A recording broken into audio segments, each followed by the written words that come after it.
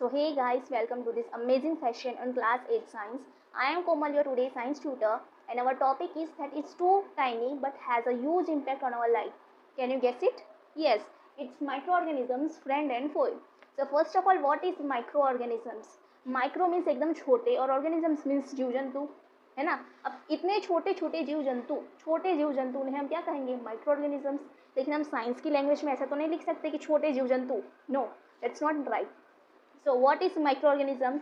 Tiny living organisms which we can't see with our naked eye, है ना। naked means our normal eyes, हम अपनी normal आंखों से नहीं देख सकते, उन्हें हम क्या कहेंगे? Microorganisms. Okay, we need microscope to observe them. हमको क्या चाहिए? माइक्रोस्कोप. अब माइक्रोस्कोप का क्या में क्या होगा? माइक्रोऑर्गेनिजम्स को देखना. माइक्रो मीन्स छोटा, है ना। वो छोटे से माइक्रोस्कोप को बड़े इमेज में हम देख सकते हैं. किसमें? माइक्रोस्कोप में. ओके, अब माइक्रो ऑर्गेनिजम्स कहाँ पाए जाते हैं? सो एयर, वाटर, सॉइल एंड हमारे बॉडी के अंदर भी, है ना। बॉडी के अंदर कैसे? तो भाई हम बीमार होते हैं, डॉक्टर के पास जाते हैं, ठीक है। डॉक्टर हमको कहता है कि आपके पेट में इन्फेक्शन है, या कभी कभी किसी को स्नीजिंग होती है, खांसी होती है, कफ खांसी ये सब होता है, ठीक है। वो कहेंगे थोड़ा सा फ्लू है, वायरल है ना, वायरल इन्फेक्शन है.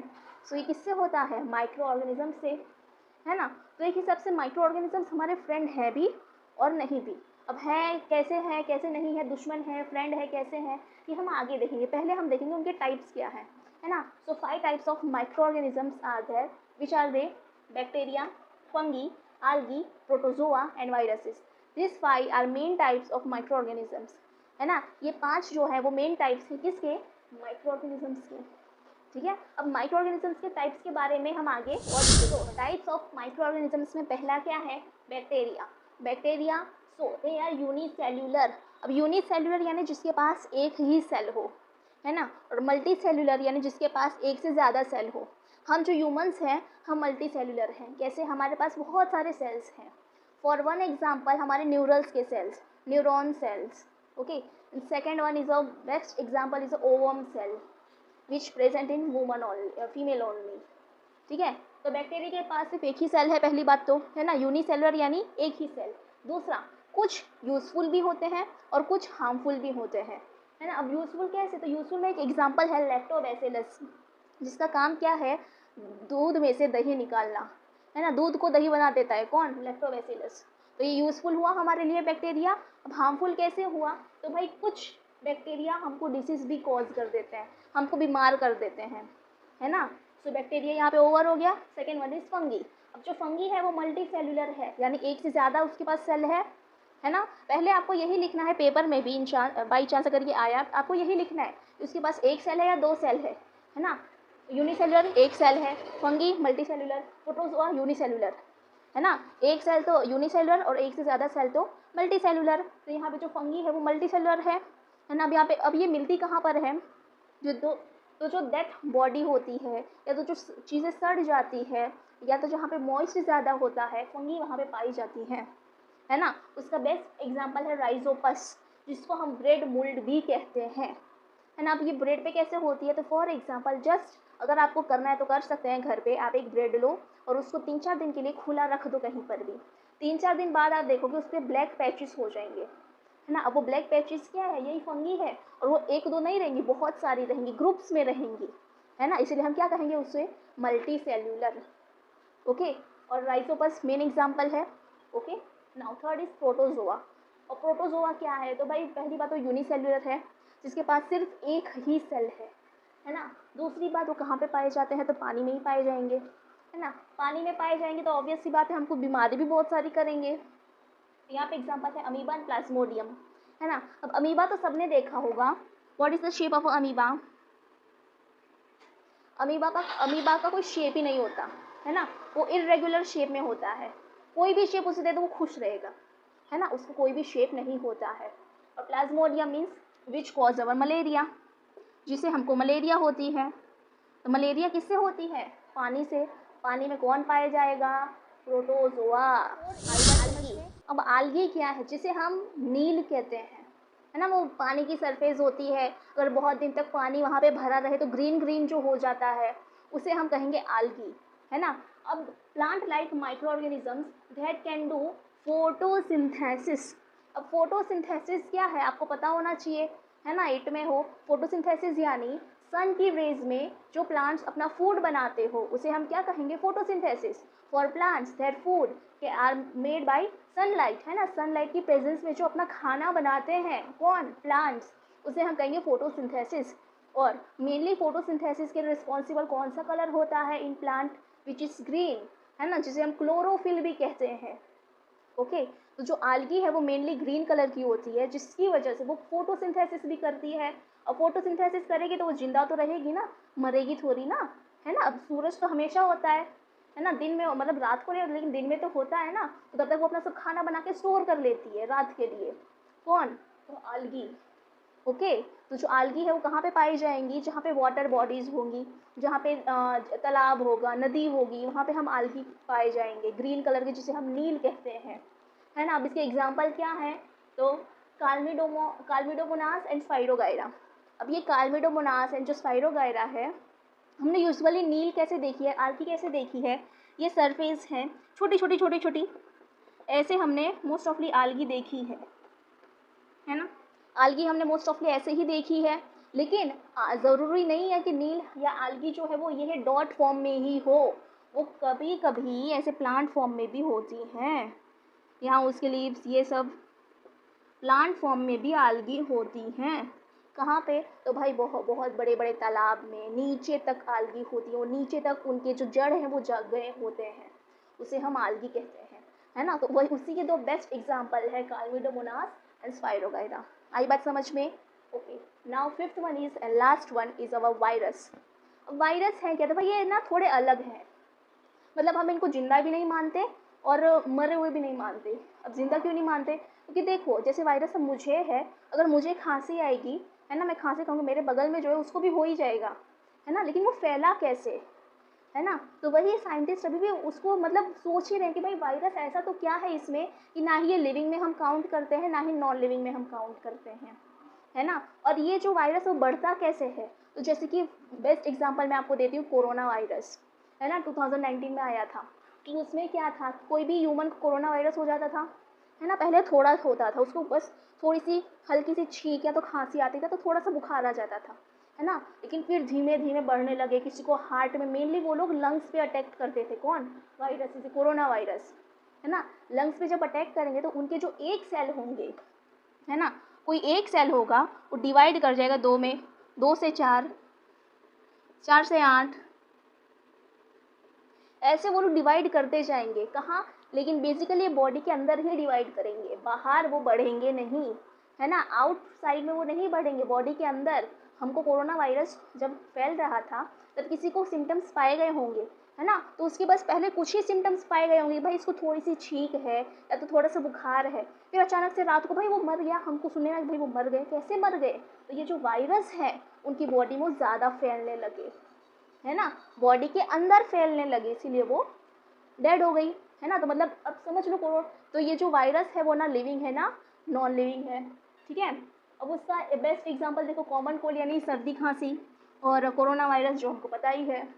Okay, so 5 types, I hope आपको समझ में आए होंगे। अब हमने माइक्रो ऑर्गेनिजम्स के 5 टाइप्स पढ़ लिए, है ना। अब हम पढ़ेंगे ऑर्गेनिजम्स के टाइप्स पढ़ लिए, अब आए माइक्रो ऑर्गेनिजम्स हमारे दोस्त कैसे हैं, है ना। अब हर चीज़ की एक हार्मफुल चीज़ होती है, और जैसे मोबाइल का डिसएडवांटेज भी होता है और एडवांटेज भी होता है ना। सो वैसे ही माइक्रो ऑर्गेनिजम्स हमारे फ्रेंड भी होते हैं और दुश्मन भी होते हैं। दुश्मन कैसे वो हम बाद में देखेंगे, है ना, हमको हार्मफुल कैसे वो लोग करते हैं वो हम बाद में देखेंगे, पहले हम फ्रेंडशिप वाला देखेंगे, भाई हम उनसे फ्रेंडशिप कैसे हैं, है ना, हमारे फ्रेंड्स कैसे हैं वो। Okay, so first is in food production. सही बात है, हमने पहले ही देखा बैक्टीरिया में, है ना, जो लैक्टोबैसिलस नाम का जो बैक्टीरिया है वो कर्ड बनाता है, किससे, मिल्क से, ये तो हमारे लिए अच्छी बात हुई, है ना। दूसरा, ईस्ट, जो केक और ब्रेड बनाने में यूज़ होता है। ईस्ट जो है वो आपको कोई भी, अगर जो मोस्ट ऑफली जो बेकर्स होते हैं, है ना, तो पाव बनाते हैं, मोस्ट ऑफली पाव या तो केक, है ना, तो उसका जो फ्लफीनेस में आने के लिए अंदर से जो पता है ऐसे काने काने रहते हैं पाँव, आपने देखा ही होगा ऑब्वियसली, तो उसका फ्लफीनेस होता है, एकदम स्पॉन्जी स्पॉन्जी होता है, क्यों, ईस्ट की वजह से, है ना। तो भाई ईस्ट तो अच्छा भी है हमारे खाने के लिए, है ना। ईस्ट नहीं होता था हम वड़ा पाव नहीं खा सकते थे, हम पाव नहीं खा सकते थे, केक नहीं खा सकते थे, है ना। ईस्ट तो अच्छा है हमारे लिए, second one is in medicine. अब मेडिसिन में कैसे यूज़ होता है, तो भाई जो एंटीबायोटिक्स होते हैं, है ना। अब एंटीबायोटिक्स क्या, तो भाई जैसे कि हमारी बॉडी, हमने कोई एंटीबायोटिक ली, हमने कोई भी दवाई ली, ठीक है, और हमको कोई बीमारी हुई, बाई चांस अगर मैंने पहले से दवाई लेके रखी और मैंने भाई ले ली, दवाई खा ली मैंने, ऐसे मेरा थोड़ा सा हेडेक हो रहा था, ठीक है। अब आगे जितने भी वो अगर और मुझे बीमारियाँ या तो मुझे सर्दी खांसी होने वाली होगी, है ना, लेकिन मैंने पहले हेडेक की दवाई तो ले ली है, तो उसने एज ए एंटीबायोटिक अपने बॉडी में काम करना शुरू कर दिया, है ना। अब वो बाहर से कोई भी बीमारी आएगी वो उसे जल्दी अंदर आने नहीं देगा, है ना, अंदर आने नहीं देगा, वो लड़ाई करेगा उसके साथ कि भाई मैंने एंटीबायोटिक खाई है, तू बाहर ही रह, तुझे अभी अंदर आने की ज़रूरत नहीं है ना। तो वो किससे बनाया गया था, फंगी से। फंगी से हमने एक एंटीबायोटिक बनाया था जिसका नाम है पेनिसिलिन। क्या नाम है, पेनिसिलिन। किससे बनी थी ये, फंगी से, ठीक है। तो भाई अब तो ये मेडिसिन में भी काम आने लगी। अब सेकेंड वन क्या है, इन एग्रीकल्चर। एग्रीकल्चर में तो भाई हमने पता ही है एग्रीकल्चर में बहुत यूज़फुल होता है। बेस्ट एग्जांपल है अर्थवॉर्म, है ना। Earthworm are the good friends of a farmer और best friend of the farmer. क्यों, तो वो जो सॉइल है उसे वो एकदम लूज करती है ना, सॉइल को अच्छा टेक्सचर देती है, कौन, अर्थवॉर्म, है ना। और दूसरा एग्जाम्पल है राइजोबियम। राइजोबियम जो है वो बैक्टीरिया है जो सॉइल में प्रेजेंट होते हैं, लेकिन वो ऑक्सीजन नहीं देते, वो सॉइल को क्या देते हैं, नाइट्रोजन, है ना। नाइट्रोजन फिक्सेशन का काम करते हैं, कौन, राइजोबियम बैक्टीरिया। राइजोबियम बैक्टीरिया नाम का एक राइजोबियम जो है वो क्या करेगा, नाइट्रोजन फिक्सेशन करेगा, किस में, सॉइल में, है ना। जो फार्मर के लिए भाई बड़े अच्छी बात है। अब साल में एक बार अगर फसल अच्छी हुई, वे फार्मर तो खुश कि भाई अच्छी फसल हुई है इस बार, है ना। तो ये एग्रीकल्चर में भी अच्छे हैं हमारे लिए, कौन, माइक्रो ऑर्गेनिजम्स। ना fourth, in cleaning the environment. अब एनवायरनमेंट को क्लीनिंग में ये कैसे हेल्प करते हैं भाई, बहुत बड़ा योगदान है एनवायरनमेंट में। कैसे, जैसे कि लोग मर जाते हैं, ठीक है, तो मोस्ट ऑफली अब तो जलाने का सिस्टम हो गया, लेकिन पहले या तो अभी भी बहुत जगह होगा उसको नीचे ज़मीन में दफनाया जाता है ना, गाड़ देते हैं उन्हें ज़मीन के अंदर। तो जो उनकी जो स्किन होती है मोस्ट ऑफली 24 आवर्स के अंदर वो स्किन सारी पिघल जाएंगी, है ना। उसमें जितने भी माइक्रो ऑर्गेनिजम्स हैं वो आएंगे, छोटे छोटे सारे जीव जंतु उसमें लग जाएंगे। फिर आप 24 घंटे बाद या 42 आवर्स बाद आप खोलोगे, आपको कुछ नहीं दिखेगा सिर्फ हड्डी के सिवाय, है ना। तो कहाँ गई बॉडी, कहाँ गई स्किन, तो छोटे छोटे जो माइक्रो ऑर्गेनिजम्स थे उन्होंने खा लिए, है ना। तो ये हमारे सॉइल के लिए तो अच्छा ही है ना, सॉइल से माइक्रो ऑर्गेनिजम्स हो तो अच्छा ही है हमारे लिए। इसीलिए अब मोस्ट आपने देखा होगा अब जलाया जाता है, अब जल्दी दफनाया नहीं जाता, है ना। दूसरी बात, कोई जानवर मर जाता है उसको भी हम अगर कहीं ऐसे डिकम्पोज कर दें, मतलब उसको भी कहीं हम गाड़ दें, है ना, तो उसकी भी चमड़ी ऐसे ही डिकम्पोज हो जाएगी, सॉइल के साथ मिक्स हो जाएगी, जो सॉइल के लिए तो अच्छा ही है। फिर आप सोचोगे मैम प्लांट कैसे, भाई प्लांट जैसे कि ग्रीन है अभी, ठीक है, फिर जब वो पीले पीले होते हैं, ठीक है, पीले पत्ते हो जाते हैं प्लांट्स के, तो प्लांट्स के पत्ते नीचे गिर जाते हैं। अब नीचे गिरेंगे, हम चलेंगे वही प्लांट पे, अब चलेंगे तो प्लांट जो है नीचे चला जाए, मतलब जो लीफ है वो नीचे चली जाएगी, है ना, नीचे दबती जाएगी, एक एक लेयर बनता जाएगा, है ना। इसकी वजह से वो सॉइल में मिक्स हो गई और हमारे लिए यूज़फुल भी हो गई, ठीक है। तो इन चारों में जो हमारे माइक्रो ऑर्गेनिजम्स हैं वो हमारे फ्रेंड हैं, है ना। तो अब सोचो माइक्रो ऑर्गेनिजम्स अगर नहीं होते तो हमको दही खाने को नहीं मिलता, केक खाने को नहीं मिलता, दवाई नहीं बनती, है ना। फिर अगर एग्रीकल्चर सॉइल में नहीं यूज़ होता तो हम उगाते कैसे सब कुछ, भाई केमिकल्स वाला तो एक दिन खाओगे 2 दिन खाओगे, कितना खाओगे केमिकल वाला, बाद में तो जल्दी मर जाओगे, है ना। एक दिन मरना तो है लेकिन केमिकल से कुछ ज़्यादा ही रिएक्शन हो जाएंगे, कहीं वो बीमारी हो गई, ये बीमारी हो गई, है ना। तो इस हिसाब से माइक्रो ऑर्गेनिजम्स कितने ज़रूरी हैं हमारे लिए। अगर नहीं होते तो हम ईस्ट का पाँव कैसे खाते, है ना, केक कैसे खाते, आप जो एनिवर्सरी बनाते हो, बर्थडे बनाते हो, कैसे होता अगर माइक्रो ऑर्गेनिजम्स ही नहीं होते तो। ओके, तो एज अ फ्रेंड ये इतने चार एज अ फोए, मतलब अब माइक्रो ऑर्गेनिजम्स हमको हार्मफुल कैसे हैं, हमने माइक्रो ऑर्गेनिजम्स पढ़े कि माइक्रो ऑर्गेनिजम्स क्या है ना, उनके उसके टाइप्स पढ़े, फिर microorganisms as a friend वो पढ़ा, अब हमको कैसे हार्मफुल करते हैं अब हम वो पढ़ेंगे। सो पहला है डिस कॉजिंग पैथोजेंस, मतलब ऐसे माइक्रो ऑर्गेनिजम्स जो हमें बीमार करते हो, जो डिसीज़ फैलाते हो, अलग अलग बीमारियां फैलाते हो। Okay, so first is in human, है ना, कि हमारे इंसानों में कौन सा है। सो first of all is malaria, हमने आगे पढ़ा था प्रोटोजोआ में प्लाज्मोडियम, है ना, तो malaria. Second one is tuberculosis which we also known as a TB, है ना, जिसे हम टीबी कहते हैं, जो बहुत थोड़ी डेंजरस बीमारी होती है जो बैक्टीरिया से फैलती है। Okay, and third one is Covid virus, आपको पता ही होगा कोविड-19 2019 में आया था, लॉकडाउन लगा दिया था किसने, कोविड वायरस ने, है ना। तो ये हमारे ह्यूमंस के लिए, है ना, ह्यूमंस के लिए इतने हार्मफुल हैं, है ना। हमने उसकी यूज़फुलनेस देखे तो हार्मफुलनेस भी तो देखेंगे ना। तो ये हार्मफुल है मलेरिया प्रोटोजोआ के लिए, ट्यूबरक्लोसिस बैक्टीरिया एंड कोविड-19 जिसे हम वायरस कहते हैं। Okay, now second one is food spoilage.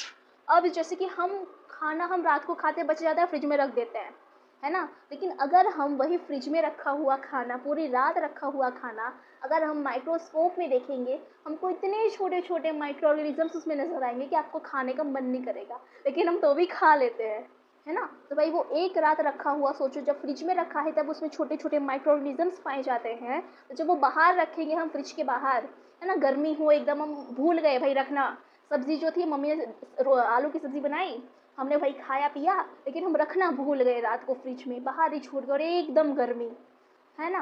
अब सुबह देखे तो फिर उसमें स्मेल आएगी। तो किसकी स्मेल, किस वजह से, माइक्रो ऑर्गेनिजम्स की वजह से, है ना। उसमें बैड स्मेल आने लगेगी, तब वो खाना हम थोड़ी ना खाएंगे, हम तो फेंक देंगे उसे, या तो वो जानवर को दे देंगे या तो डस्टबिन में फेंक देंगे। Okay, so third one is water and sorry, हम इन एनिमल्स तो भूल ही गए। तो भाई एनिमल्स में कैसे पैथोजेंस फैलते हैं, उसमें कैसे जो बीमारियां फैलती हैं। तो food and mouth disease in cattle, है ना। अब वो कैसे कि जो एनिमल्स होते हैं कभी कभी उनका मुंह सड़ जाएगा, आपने देखा होगा रियल में, या तो मूवीज़ में या तो कहीं पे भी आपने देखा होगा। जो मोस्ट ऑफ जो बफेलोज होती है, जो काऊ होती है ना, उनका मुंह सड़ जाएगा। किस वजह से, माइक्रो ऑर्गेनिजम्स की वजह से, है ना। कभी कभी ये हो गया। अब प्लांट्स में कैसे होता है, तो यहाँ पे बेस्ट एग्जांपल है सिट्रस कैंकर एंड वीट रस।